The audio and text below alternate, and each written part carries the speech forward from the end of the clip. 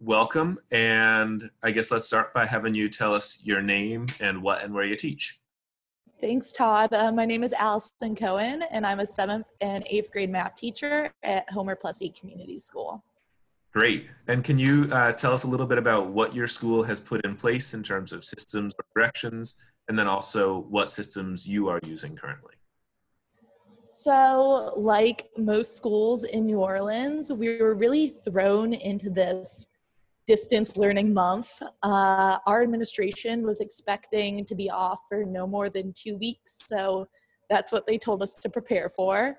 And they were really open with us and did a great job of sharing information, but didn't have a lot of structures in place.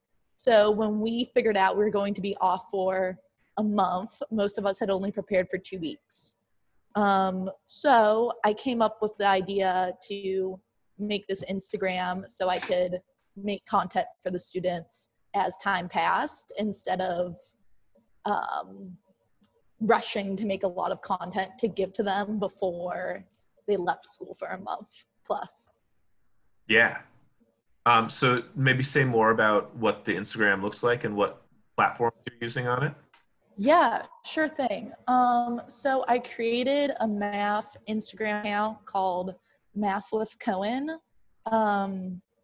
for the reasons I just talked about, and also for access, because I know a lot of kids don't have access to Wi-Fi or a computer at home, but I see a lot of middle schoolers playing on their smartphones. So I did a survey before they left school, and all but 4 of them had access to a smartphone at home. So let me see if I can screen share real quick. There it is. Can you see it? Yeah. Great. This is the Instagram account. And every day I post an assignment for 7th and 8th grade. So we can just click on one. This was the first 8th grade assignment, and a cover slide about what we are doing. And then this was trying to connect it to the new exponential growth. A little review about what and practice problems. A little bit, but there we go. And how are? And then there's an exit ticket. So when they want to send it, this has evolved.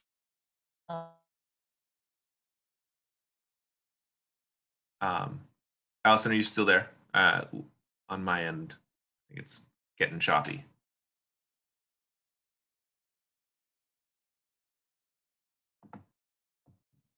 Cover slide of what we're reviewing, a quick video explaining what we need to know, and that's me talking over some work. The only drawbacks with the videos is that they can only be a minute long on Instagram, so they really have to be condensed and with those key points. Sometimes I post a few videos if I need to get a lot of things in. And then there are some, oh yeah, go ahead. If a student wants to respond, like turn in their assignment, how do they do that for you? So every day I host an Instagram live at 10 a.m. and 10:20 right now. And on the Instagram live, students can send in questions and I can answer them real time. And then to send in these assignments, they'll send me a picture versus via Instagram private message. And then what I grade them on is the exit ticket. So on my story, that's the live video. On my story, I have these exit tickets with A, B, C, D, and I can see the student's answer, and that's the grade I'm putting in. So let me see if I can show you on my phone. So the question that this leads me to wonder is, are students able to see each other's work at all? Because you might already be doing this, but I'm thinking like there it goes. Like, is there a system of hashtags you could use to allow students to like share what they're doing with each other and like critique each other's work, perhaps? That's a really good idea. I've been trying to think of ways that students could share work. I tried to make group chats, but that didn't work. But I really like the idea of a hashtag. And then I've been sharing pictures of students' work on my stories. Cool. Okay. So how do you feel like this is going? Are you able to connect? You're getting in touch with most students and this is seeming productive? Yeah, so I have almost all of my students, everyone who has access to Wi-Fi or data right now is following the account. And if I don't remind the students to get it done, I'll get about 50% of students interacting every day. And if I do reach out, I'll up that to maybe 70% of students interacting every day. So it's not everyone, but it seems to be reaching more students than like a Google Classroom. Cool. So then my last question for you is, if you found any resources both around, I mean, you shared all this around communication, but around the content that you're presenting, do you have any resources and ways that teachers could connect with you and learn more? Yeah, for sure. So the places I've been pulling the content from besides Eureka, I've been getting content aligned questions from the Coherence Map.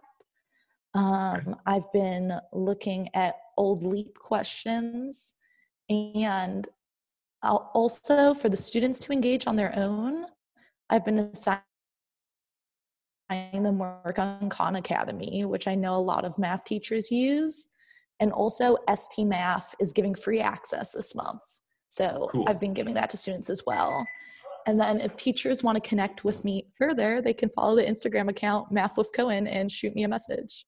Cool. That sounds great. And that's how I found you as well. So awesome. Thank you so much for chatting with us today.